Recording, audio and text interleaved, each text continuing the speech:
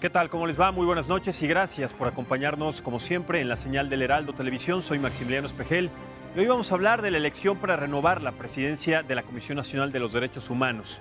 Usted recordará que el pasado 3 de octubre en el Senado de la República, ahí se aprobó la convocatoria en donde se estableció un método, es un proceso de parlamento abierto para elegir al nuevo presidente o presidenta que va a ocupar el cargo durante el periodo 2019-2024. El registro de aspirantes se realizó del 7 al 11 de octubre y la nueva o el nuevo titular será elegido ahora por las 2/3 partes de la Cámara de Senadores. Vamos a escuchar parte de las declaraciones de él. Bien, para analizar este tema polémico e importante, hoy nos acompaña en la mesa pues personajes que además son indispensables para debatir y analizar este tema. Primero voy a empezar presentando a Emilio Álvarez y Caso, usted lo conoce muy bien, es senador independiente y también experto en estos temas. Senador, muchísimas gracias, bienvenido. Buenas noches a las compañeras, compañero de mesa. Muchas gracias. Está también con nosotros la doctora Susana Pedrosa de la Llave. Ella es ex segunda visitadora general de la Comisión Nacional de los Derechos Humanos. Doctora, muchísimas gracias y bienvenida. Buenas noches. Está con nosotros en esta mesa Kenia López Rabadán. Ella es senadora por el PAN y también presidenta de la Comisión de los Derechos Humanos en el Senado de la República. Senadora Kenia. Gracias Max por la invitación. Un gusto estar en esta mesa. Igualmente, muchísimas gracias. Y finalmente saludo y presento también con gusto a Alejandro Díaz. Él es especialista en el tema de los derechos humanos. Alejandro, muchísimas gracias y bienvenido. Max, muchas gracias, un gusto estar aquí. Muchísimas gracias. Voy a empezar, abriendo la polémica en esta mesa, si les parece bien, doctor, empiezo. Alejandro, ¿qué opinas sobre la administración, sobre el trabajo que hizo en este periodo Luis Raúl González Pérez? ¿Cuál sería tu calificación? ¿Qué crees que falta también para determinar que la postura en la Comisión Nacional de los Derechos Humanos se tenga que establecer de manera inminente, concreta, pero sobre todo que exista ya esta comunicación con cualquier gobierno, sea esta administración o la que sea? Porque no ha existido nunca este proceso de alguna manera y ahora menos que nunca, ¿no? Bueno, es una pregunta que tiene una respuesta compleja. Analizar el desempeño de una institución nacional de derechos humanos tiene muchas aristas, pero yo creo que en términos generales, de acuerdo también a la evidencia empírica disponible que existe, un poco también en investigaciones que se han realizado sobre cómo ha trabajado la Comisión en estos 5 años, yo creo que ha habido un avance, especialmente, por ejemplo, a nivel técnico. Por ejemplo, yo pude documentar en una investigación que está próxima a publicarse que la Comisión, por ejemplo, habría mejorado en las formas en cómo se están analizando los derechos que son vulnerados. Por ejemplo, o a partir de 2015 la CNDH, por ejemplo, en todas sus recomendaciones tiene un capítulo específico de reparación del daño para la víctima. Eso, aunque pareciera increíble, antes no existía, o por lo menos sistemáticamente en todas las determinaciones de la Comisión no existía este elemento. Pero claro, hay otras cuestiones que la Comisión tiene problemas que van más allá de la propia norma, es decir, cosas que no puede resolver solamente modificaciones jurídicas. Por ejemplo, tiene que ver con prácticas administrativas de la Comisión. Y esto es algo que me parece que es un pendiente que, más allá del debate más político, sí tendríamos que entrar a un debate más técnico de cómo tiene que optimizarse el funcionamiento de una comisión nacional. Y eso es a nivel técnico. Hay prácticas, por ejemplo, ha habido informes que dan cuenta de ciertas prácticas de autocensura, de las formas en cómo la comisión estaría interpretando el elemento, por ejemplo, de quejas, de investigaciones muy estrictamente, la forma en cómo está calificando violaciones graves, la forma en cómo está haciendo la atención con la sociedad civil. Hay muchos elementos a nivel técnico que sí tienen que mejorarse y que una norma, y que en esta coyuntura no nos va a permitir solucionar, porque es solamente una cara del problema. Pero no es un proceso que se tuvo que haber hecho con mucho tiempo antes. ¿Por qué hasta estas instancias? ¿Por qué con esta emergencia? No, claro, pero a ver, lo que yo quiero decir es que no hay tampoco muchos elementos que nos den, es decir, no hay muchas investigaciones, por ejemplo, estos debates de cómo a nivel técnico la Comisión tendría que salir de estos problemas, pero, porque los tiene. Me refiero, ¿no existe un documento, no existe de alguna manera una metodología para establecer justamente estos principios? Claro, hay algunas organizaciones, por ejemplo, Human Rights Watch tiene algún informe, Open Society tiene algún informe, investigaciones independientes, algunas, por ejemplo, las que yo he llevado, sobre cómo debería mejorarse específicamente en nuestra comisión, porque claro, las instituciones de derechos humanos tienen muchas conformaciones a nivel mundial. Entonces, la forma en como la composición, por ejemplo, que tiene la CNDH, es muy particular porque el poder no se concentra únicamente en la figura del ombudsperson. Es decir, está muy segmentado, está muy bien estructurado, por ejemplo, en visitadorías generales. Ujú. Y eso a nivel técnico es la parte operativa más importante de la comisión, que no necesariamente es el trabajo cotidiano, que no necesariamente pasa por la decisión del presidente o presidenta. Entonces, esos son el tipo de cosas que creo también deberían debatirse y también deberíamos dar cuenta de que no es solo un problema de independencia, que ya es un problema ya el garantizar la independencia de quien va a llegar, sino cómo garantizamos que a nivel técnico esa comisión funcione para la ciudadanía. Exactamente, debatamos entonces, abramos este debate sobre los temas técnicos. Tu derecho a réplica Sí. acerca de la opinión de la doctora Alejandra. A ver, dos cosas específicamente. Efectivamente, ya había una obligación, pero siempre ha existido una obligación de reparar, siempre ha existido en el derecho, desde el derecho internacional de los derechos humanos, pero lo que quería enfatizar es que esas partes positivas que tuvo el mandato de Luis Raúl, es decir, a nivel técnico eso mejoró y eso por alguna razón habría que preguntarle a anteriores administraciones por qué no lo hacían, por qué no tenían un capítulo específico de reparaciones, no lo tenían. Esa es evidencia que se puede constatar. El público puede entrar a la página de la comisión y leer las recomendaciones a partir del 2015 hacia ahora. El otro tema, bueno, efectivamente, o sea, lo que quiero ver es si uno también revisa el número de recomendaciones que han habido desde 2010 o desde cualquier otro periodo, más o menos, la evidencia que existe es que se ha emitido más o menos el mismo número de recomendaciones dependiendo de los años.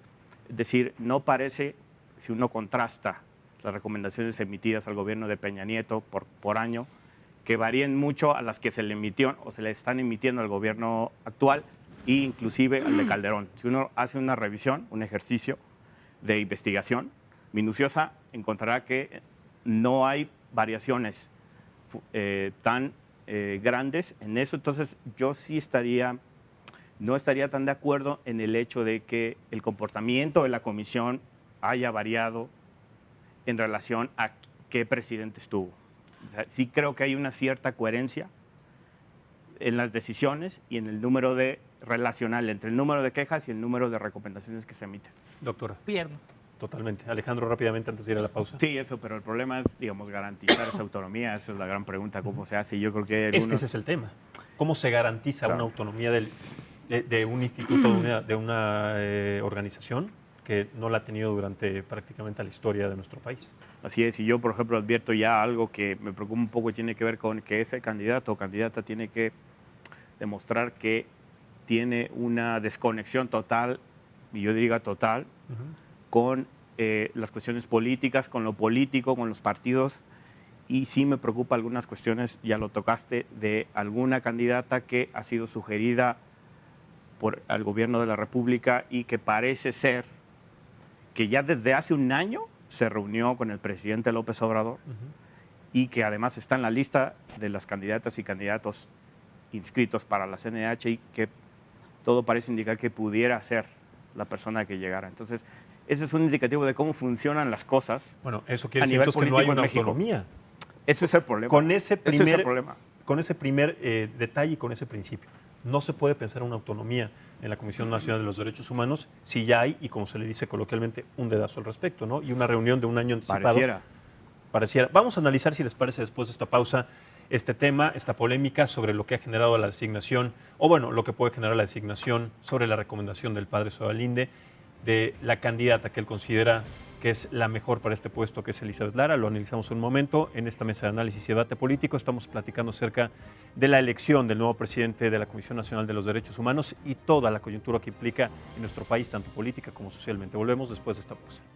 Muchas gracias por continuar con nosotros en la señal del Heraldo Televisión en esta mesa de debate y análisis político. Estamos platicando acerca de la designación del nuevo presidente o presidenta de la Comisión Nacional de los Derechos Humanos, los procesos que implica y además también las características que tendría que tener este nuevo presidente y que además genere esta autonomía a partir de lo que platicamos que es indispensable.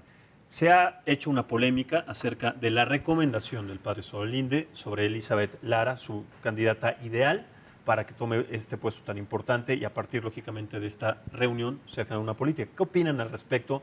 Empiezo contigo sobre esta, si lo podemos decir, y lo voy a poner así en la mesa, sobre esta prácticamente designación o postura de establecimiento sobre un personaje que de alguna manera, dentro de las mujeres, que son pocas, 12 de 47, 12 a nivel de 57. 57, 12 de 57, 47 hombres y 12 mujeres 45 con esta recomendación. Sí, bueno, es muy particular, por decirlo menos, la forma en cómo se desarrolló todos estos acontecimientos. Es decir, hace un año el presidente de la República, o bueno, ni siquiera había entrado en funciones el presidente de la República, hace casi un año se reunió con el padre Solalinde para proponerle, eso fue lo que trascendió, para proponerle la presidencia de la CNDH. En primera, el presidente de la República no tiene la facultad para la designación ni para proponer a alguien. Es decir, esas formas de hacer política, perdón que lo diga, No, está bien. son ese tipo de políticas la forma de concertar las cosas de la política mexicana. Esa podría decirse y establecerse, y lo voy a decir también así con esa claridad, un acto de alguna manera de nepotismo, que también es prima hermana de la corrupción. Claro, eso es una forma de discrecionalidad. Y entonces, ¿qué pasa con la bandera de Andrés Manuel López Obrador? Que su gobierno va a evitar la corrupción. Ese es un problema. Yo creo que hay una desconexión entre el discurso y la práctica, una desconexión profunda, que creo que es patente de lo voy a decir directamente, de este gobierno, que creo que la forma en cómo ha dado esta forma discursiva de entender el combate a la corrupción, la protección de derechos humanos, realmente en la práctica en los hechos, a nivel de implementación, tiene muchos problemas. Claro. Es decir, no empata. Entonces, este tipo de prácticas, por ejemplo, que parecieran asépticas, de reunirse un año antes de una elección, con alguien que además, por cierto, no solo no tenía las facultades de nombrarlo, sino que además a quien quería nombrar tampoco estaba legitimado por la persona para hacerlo, impedido por ley. Porque no cumple Pero los después sale requisitos. el padre, que además hay que reconocer es un extraordinario activista, a decir, bueno, pero no se preocupen, yo le propongo a alguien. Esto es el problema. Don Alejandro. Claro. Sí, y tu pregunta anterior es excelente, porque, a ver, ¿qué tiene que hacer la CNDH? Y lo conecto con un poco lo que van a hacer las organizaciones mañana a intentar dar esas respuestas. ¿Qué tiene que hacer un presidente, una presidenta de una comisión frente a los problemas más complejos de derechos humanos, de migración, frente a desapariciones forzadas, frente a torturas, frente a ejecuciones arbitrarias, frente a la violencia esta tan profunda que vive México, que hoy lo pudimos constatar con lo que pasó en Sinaloa? Ahora lo vamos a tocar después de esto, sí. Bueno, al máximo de sus capacidades. Para eso sirve la independencia. ¿Cuál es el máximo de las capacidades? Las que tiene la comisión y para hacer, por ejemplo, la emisión de recomendaciones generales. Si uno mide, creo que sustancialmente en los últimos 5 años ha habido un incremento de la actividad de la Comisión Nacional en la emisión de recomendaciones generales. En eso sí creo que se ha mejorado en anteriores administraciones. Es decir, temas de matrimonio igualitario, temas de consulta previa, temas de medio ambiente, cuestiones que no, por alguna razón, anteriores administraciones de la Comisión no habían abordado, o sea, temas estructurales que ya se están abordando, pero hay que seguir abordando temas de migración. Hay que hacer informes de situación, informes temáticos, cómo está la situación. Eso es lo que creo que la Comisión tiene que empezar a hacer un poco más para empezar, y claro, presionar, emitir medidas cautelares, que eso sea más transparente a quienes, cómo se están emitiendo, que tengamos información, por ejemplo, de conciliaciones que no son públicas. Todo eso tiene que empezar a mejorar la Comisión Nacional para resolver y abordar los temas más importantes. Totalmente, Sí. totalmente. Es un tema que da para más, es una mesa que tenemos que ampliar. Los invito para que hagamos una segunda parte porque son muchas todavía los temas y las aristas que se desprenden de esto. Kenia, muchísimas gracias. Gracias, Max. Muchísimas gracias, Alejandro. Gracias. Doctora Pedrosa, muchas gracias. Emilio, muchas gracias por nutrir esta mesa, Max, pero sobre colegas todo de muchas mesa. gracias a ustedes por vernos y escucharnos. Los espero mañana en otra mesa de análisis y debate político. Soy Maximiliano Espejel y hasta la próxima.